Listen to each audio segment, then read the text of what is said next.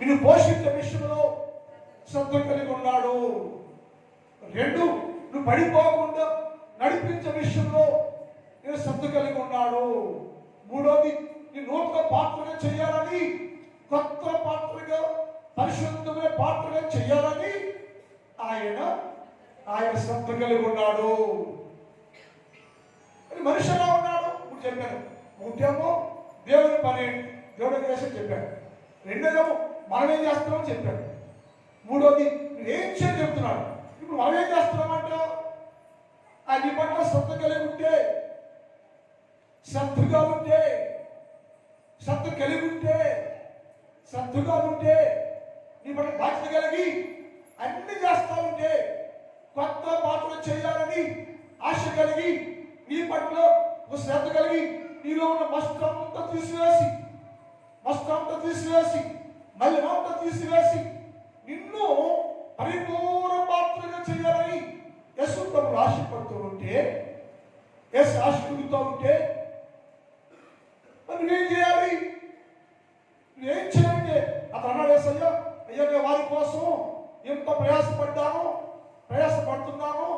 శ్రద్ధ కలిగి ఉన్నాను.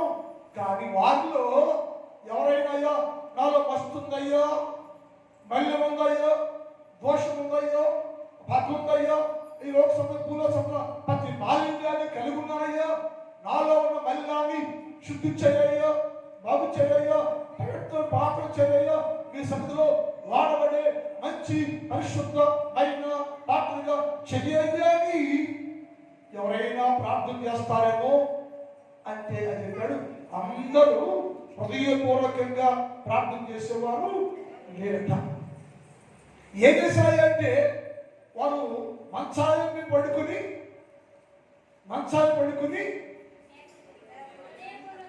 హృదయపూర్వకంగా నన్ను బతుకులాడు కొనుక్కుంటా సయ్యాన్ని పడండి కేకవేయుతుడు నన్ను విసర్జించేసి వారు మద్యాన్ని, ధాన్యాన్ని, ఆస్తిని, భోజనాన్ని కోరుకుడు విందులలో ఉంటున్నారట.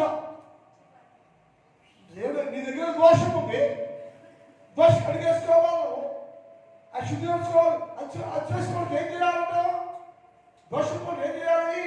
దేవుడి దగ్గరికి వచ్చి, దేవా నాకు తెలుసో దోషం కలిగినాయో, నా పాత్రను బాగు చేయయ్యో, నా జీవితాన్ని బాగు చేయయ్యో, నన్ను బాగు చేయయ్యో, శుద్ధి చేయయ్యో, శుద్ధీకరించయ్యో అని దేవుడి దగ్గరికి వచ్చి హృదయపూర్వకంగా ప్రార్థన చేయాలి, బతుకులాడాలి. కానీ మనిషి ఎవరు అలా చేయకుండా ఎవరి పనుల్లో ఆందోళనలో పడుకొని మంచాన్ని పడుకొని వారందరూ ఎంజాయ్ చేస్తున్నారనే విషయాలు రాత్రి ధ్యానం చేశాం.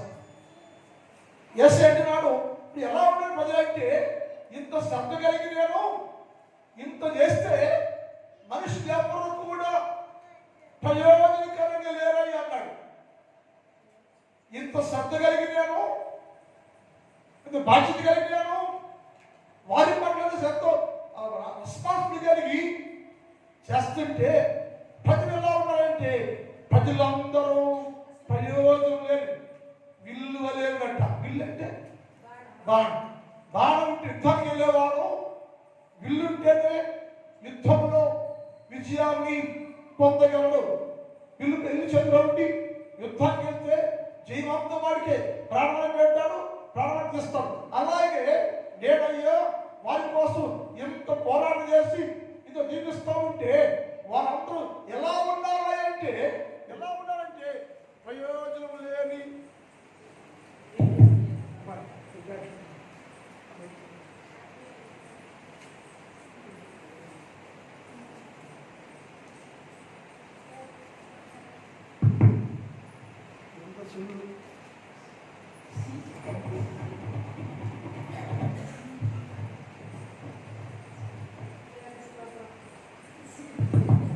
సరే నేను ఏమవుతుంటే నేను కమిషన్ అయిపోతున్నా.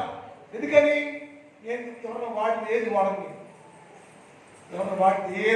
నేను వాడుతున్నా అంటే నేనేమైపోతున్నప్పుడు నేను కూడా కమిషన్ అయిపోతా ఉన్నా. ఏం చేద్దాం, తప్పదుగా. సో దేవుడు వాక్యం అంటుంది, ఏమయ్యారంటే మనుషులు ఎలా ఉన్నారంటే మానవులందరూ అంటే ప్రయోజనము లేని విల్లు వలె ఉండెను. చేతిలో విల్లుంది, చేతిలో బాణం ఉంది, విల్లుంది, కానీ ఆ విల్లు వల్ల ఉపయోగం లేదయ్యా. మానవ దేవత ఎలా ఉన్నాయా?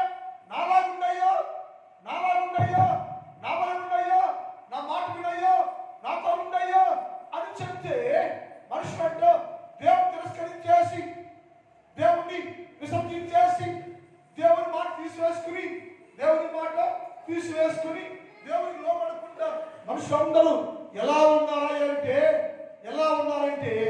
అందరూ అక్కలకు రాని విల్లు వలె ఉండేది.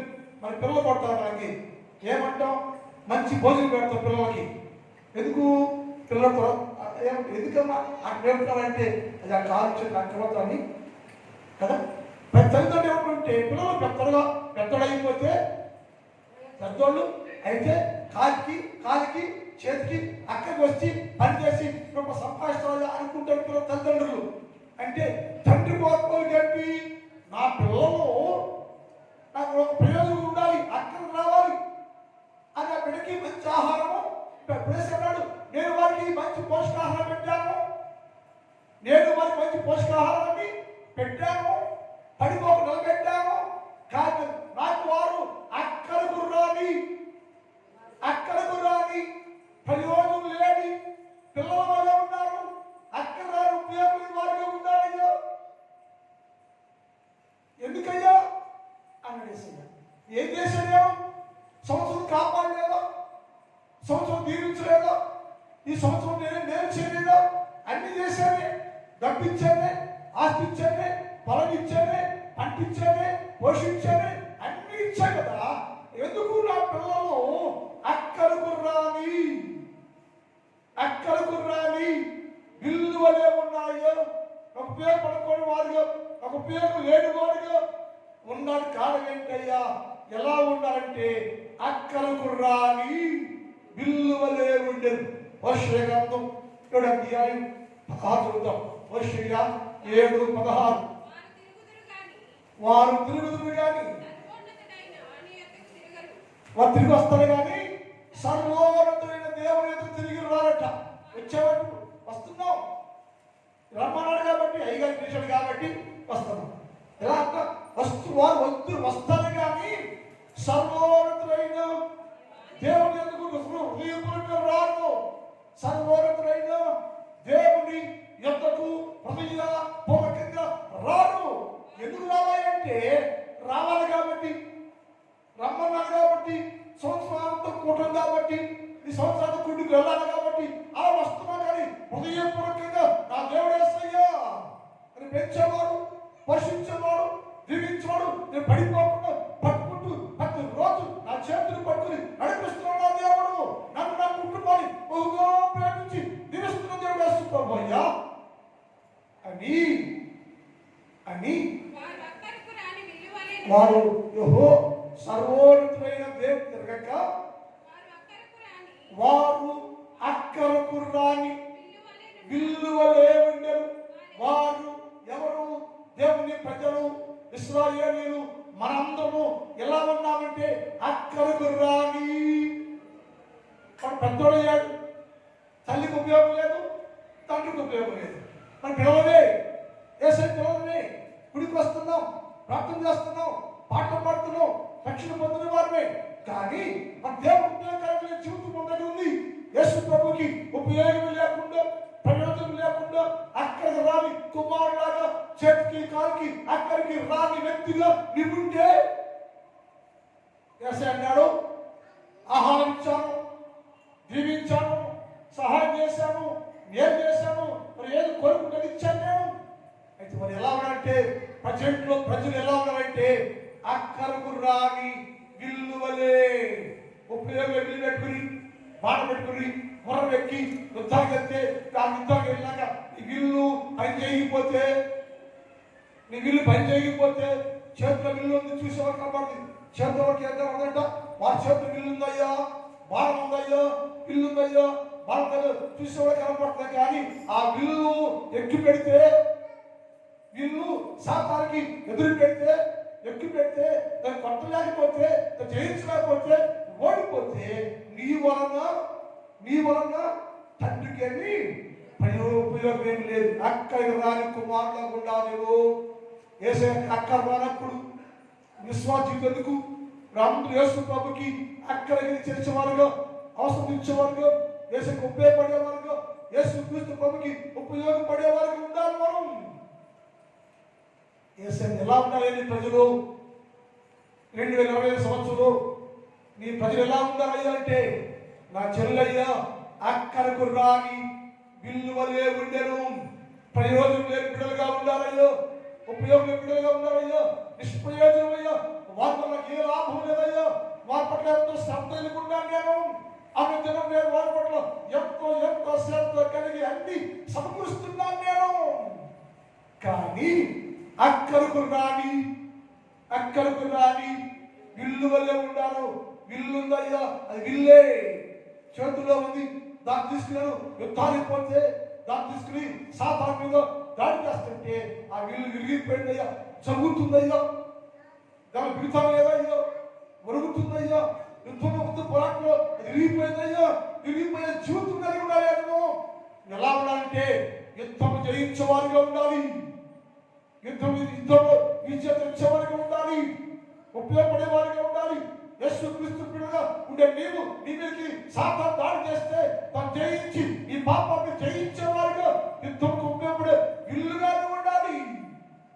యేసు అన్నాడు, నీ ప్రజలు ఎలా ఉన్నారంటే, నా ప్రజలందరూ అక్కడికి రాని విల్లు వలె ఉండెను. విల్లును ఉపయోగం ఏంది లేకపోయినా, అది దగ్గర బాణం వల్ల ఉపయోగం ఏంది, ఉపయోగం లేదు. బాణంలాగా ఉండాలి యేసు కోరిక.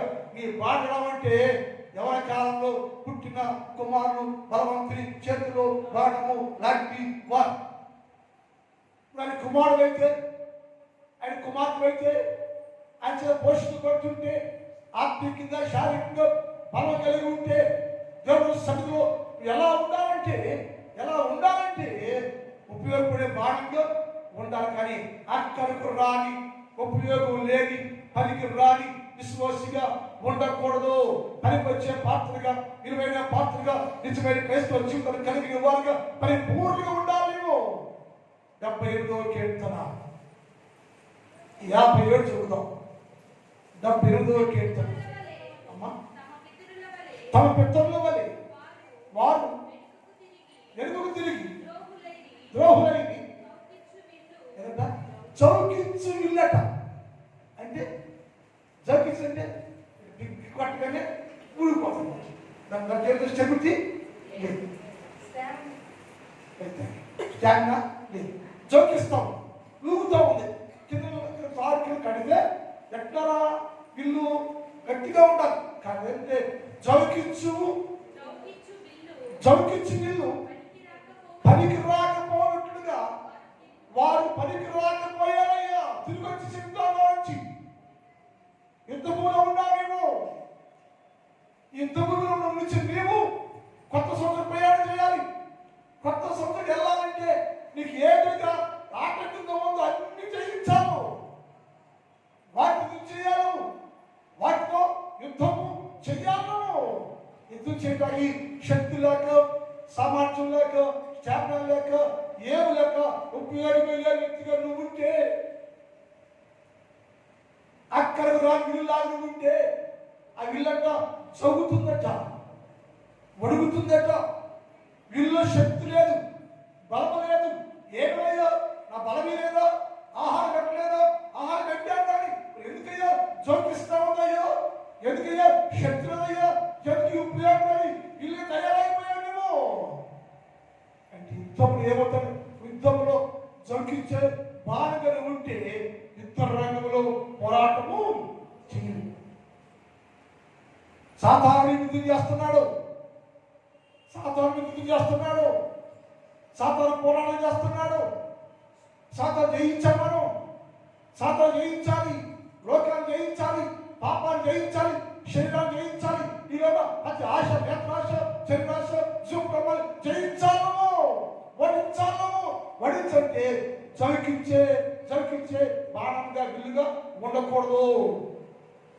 ఎలా ఉండాలంటే యేసుక్రీస్తు కుమారుడిగా యవన కాలంలో పుట్టిన బలవంతుడి చేతిలో బాణము లాంటి శక్తి కలిగిన విశ్వాసంగా ఉండాలి. నువ్వు దాడి చేస్తా ఉంటే దాడి చేస్తున్నప్పుడు ఒక ఆఫ్టరల్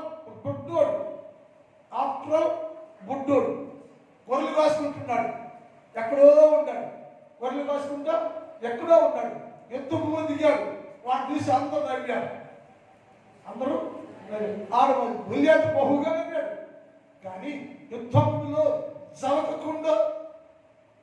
భూమిలో జవక్కోకుండా స్టెబిలిటీగా ఉండి రాయి పెట్టి కొడితే అది అక్కడే కొట్టాలి. అడ్రసానికి అక్కడే కొట్టాలి, నొసుకేసి కొట్టాలి.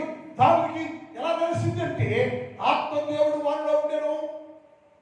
ఏ దేవుడు బలపరిచాడో, ఏ దేవుడు పోషించాడో, ఏ దేవుడు రక్షించాడో, ఏ దేవుడు కవచంగా ఉన్నాడో ఆ దేవుడు ముందు నిలబడితే జవకించే విలుగా కాకుండా విలువైన విలుగా ఉండి విసురుతా ఉంటే శత్రువు పడిపోయాను.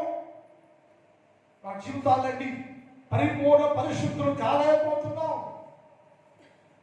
విశ్వాసం కాలేకపోతున్నాం. సంవత్సరం దాటిపోతుంది, ఏడు దాటిపోతుంది, కేవలం మారిపోతుంది. మనం అలాగే ఉన్నాం.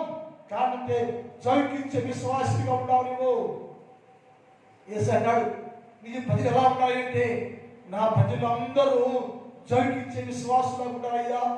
శ్రమ లేదు, బలము లేదు, యుద్ధములో పారిపోతున్నారయ్యా, యుద్ధ రంగం పారిపోయే వాళ్ళు ఉన్నారయ్యో, అందువల్ల నేను వారిని వదిలేస్తున్నాయ్యా అని చెప్పి. ఎందుకయ్యా ఇంకా పెంచావు కదా, పోషించావు కదా, వదిలేస్తున్నాయంటే అది జవకించే బాణము విల్లు ప్రయోజనం కదా. జవకించే విల్లు వల్ల నా ప్రయోజనమే కాదు కదా.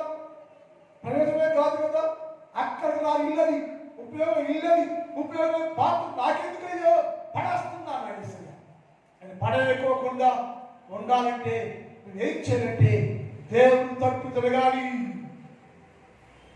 అని. పడలేకోకుండా అంటే దేవునితో తిరగాలి. యేసే మాట్లాడతాడు. యెషయా గ్రంథం 30:5 చదువుతాం. యెషయా 30:5. అమ్మా వారందరూ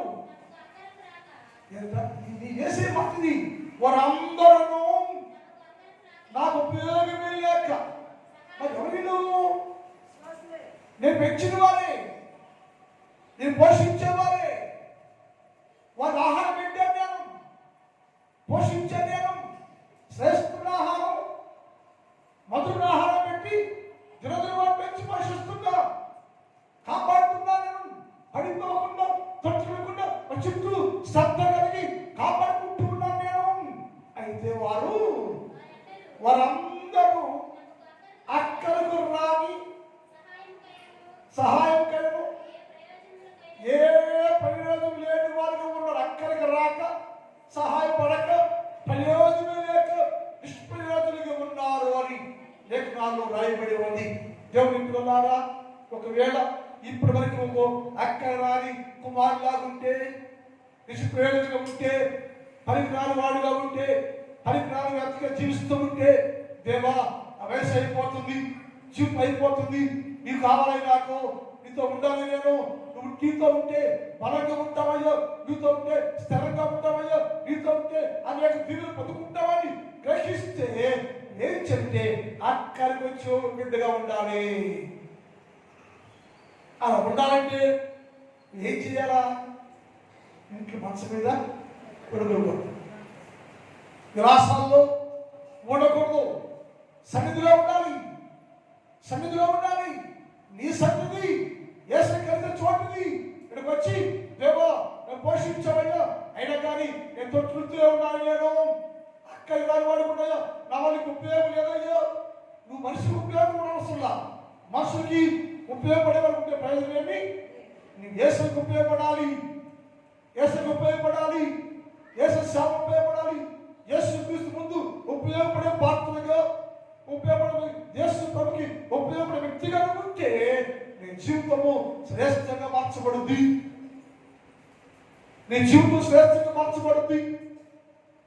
దేవుడితో ఉంటావు. నీవు కొత్త సంవత్సరంలో కొత్త ఆనందం పొందుకోవడానికి ఇప్పుడు ఏం చేయాలంటే ఎక్కడ జోకించే జీవితం ఉందో, ఎక్కడ జోకిస్తూ ఉన్నామో, వాటమిగా ఉన్నామో, లూసిగా ఉన్నామో స్థలము లేదు గ్రహించుకొని దేవుని తప్పు తిరుగు అని అన్నాడయ్యా. అయ్యా నువ్వు పాపంలో పడిపోయావయ్యా అని అడిగాడు. ఎందుకయ్యా నేను జోకిస్తున్నానయ్యా? నా బాణం ఉంది, నా ఇల్లు ఉంది, జోకించడానికి కారణం ఏంటి? గట్టిగా లేదే వీళ్ళు ఎక్కి పెడితే బాణ స్పీడ్ వెళ్ళిపోవట్లేదు. ఎందుకయ్యా జోకిస్తుంది? ఎందుకయ్యా యుద్ధ భూమిలో నిలబడలేకపోవడం కారణం ఏంటయ్యో? ఎందుకు నేను యుద్ధ భూమిలో నిలబడలేకపోతున్నాయ్యో? ఎందుకు జోకించే వీళ్ళు వల్లే నేనున్నానయ్యా అంటే ఏసన్నాడు, నువ్వు పాపములో కూరితివి, నువ్వు పాపములో కూరిపోయిన వలన, పాపంలో కూరిపోయిన వలన జోకించు బిల్లు వల్లే నువ్వు ఉపయోగం అయిపోయావయ్యా. జీవు నీ పాపం నిన్ను పరిగ్రహం చేసేస్తుంది, నీ పాపం నిన్ను ఉపయోగం లేని వ్యక్తిగా మార్చేస్తుంది. అడిగాడు అయ్యా, ఎందుకు నేనయ్యా పోషిస్తున్నావు కదా, కాపాడుతున్నావు కదా, నా పట్ల శ్రద్ధ కలిగి ఉన్నావు కదా, మరి ఎందుకయ్యా జోకించే విల్లులాగా ఉన్నాను నేను, ఏంటి లోపం అంటే ఏసన్నాడు, నీవు పాపములో కూలిపోయావయ్యో, శ్రమ లేదయ్యో, బలం లేదయ్యో, నిలబడలేదయ్యో, నీ బాధ స్థిరంగా లేదు, బలవంతుల చేతులు ఉండలేదు, నువ్వు బలహీనమైపోయావు, నువ్వు సాతాను చేతులు వాడబడుతున్నావు, సాతాను చేతులు వాడబడే నీవయ్యో ఎప్పటికీ బలవంతుడు కాలేవయ్యో. ఎందుకంటే నువ్వు పాపములో కూలితివి. పరిశుద్ధ గ్రంథం 14వ అధ్యాయం 1వ చదువుదాం. పరిశుద్ధ 14:1. ఇశ్రాయేలు నీ పాపం చేత అడిగాడు అయ్యా నేను కుమారుడు కదా, విమోచించబడిన వాడిని కదా, వెండి లాంటి వాడిని కదా, పరిశుద్ధ పాత్ర కదా, ఎప్పుడాడు అయ్యా నీ బిడ్డని కదా నేను, నా బిడ్డవే, ఇశ్రాయేలు నా పాత్రవే, నా కుమారుడు అయితే ఏమయ్యావంటే నీ పాపంలో నువ్వు కూలిపోయావయ్యా. అందుకని నీ బాణం ఉంది, ఇల్లుంది, జోకించిందయ్యా. పవర్ లేదానికి, శక్తి లేదు, గట్టిగా లేదు, స్థిరంగా లేదు. ఇప్పుడు ఎలా ఉండవు? ఇదే ప్రశ్న నడుపుతుంది. ఏసన్నాడు, నా ప్రసంగం 3 భాగాలు.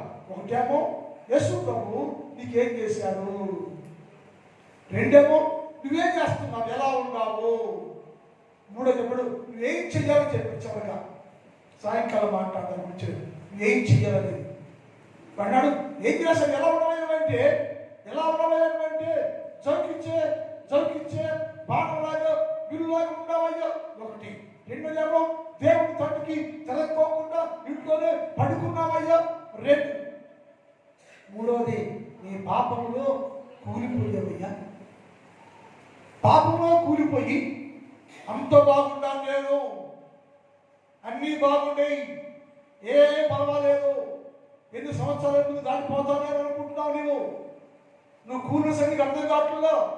యేసయ్య అన్నాడు, నీ కుటుంబంలోకి జయము, విజయము, మేలు రాక పోవటానికి, నీ కుటుంబంలో జయము, విజయము, మేలు, దీనిన రాక పోవటానికి కారణం ఏంటంటే చౌకిచ్చే జీవితం, చౌకిచ్చే పాడాలేమో, పాపలు కూలిపోయావేమో, పడిపోయావేమో, అది అర్థం కావట్లా. ఎందుకయ్యా అలా మారిపోయాను, అలాగే ఉండాలి ఎందుకంటే ఏసన్నాడు, నువ్వు పాపంలో కూలిపోయావయ్యా. ఆలోచించాము. ఇప్పుడు ఈ సంవత్సరం ముగించే లోపల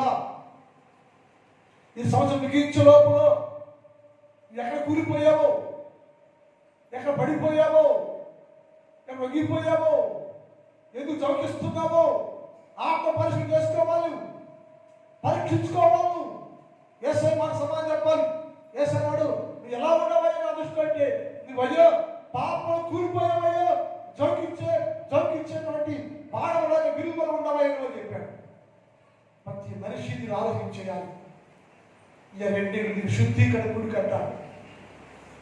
ఈ శుద్ధీకరణ గుడికలో నేను పరీక్షించుకొని శుద్ధి చేసుకొని బాగు చేసుకొని బలపడే వారు ఉంటేనే, దిద్దుకుంటేనే, కడగబడితేనే, శుద్ధి చేయబడితేనే నీకోసం దేవుడు దాచి ఉంచిన కొత్త సంవత్సరము ఆశీర్వాదం, కొత్త దీవెన ఆ సంవత్సరం అంతా క్షేమంగా ఉండాలి అంటే ఎక్కడ నువ్వు కూలిపోయావో,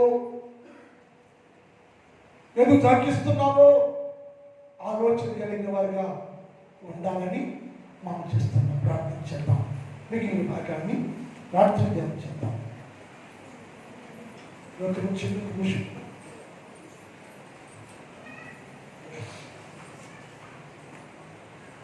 చిన్న ప్రార్థన చేసుకున్నామండి. చిన్న ప్రార్థన కొంచెం ప్రార్థన అవ్వండి. అందరూ ప్రార్థన ఉన్నామా? అందరూ ప్రార్థన చేసుకోండి. యేసయ్యా నాతో మాట్లాడయ్యా, నీవయ్యా నా పట్ల ఎంతో శ్రద్ధ కలిగి ఉన్నావు తండ్రి, ఎంతో శ్రద్ధ వహించావు. నువ్వేమైతే నువ్వు శ్రద్ధ చూపిస్తున్నా కానీ, శ్రద్ధ కలిగి ఉన్నా కానీ, అన్ని ఇస్తున్నా కానీ మేమయ్యా చౌకిచ్చే అక్కడికి రాని విలువలే ఉన్నాం తండ్రి. ప్రయోజనం లేని వారుగా, ఉపయోగం లేని వారుగా, కూలిపోయిన వరకు ఉన్నావయ్యా. ఇప్పుడే నేను సరి చేసుకుంటానయ్యా. నాతో మాట్లాడయ్యా, నాతో మాట్లాడయ్యా. నీ వాక్యం నాతో మాట్లాడుతుందయ్యా, నీ వాక్యం నాతో మాట్లాడిందయ్యా, నీ వాక్యం నాతో మాట్లాడుతుందయ్యా, నీ వాక్యం నాతో మాట్లాడుతుందయ్యా. దర్శించయ్యా, అభిషేకించయ్యా, బలపరచయ్యా, ఆత్మశక్తినిప్పయ్యా అని ప్రార్థన చేసుకోండి.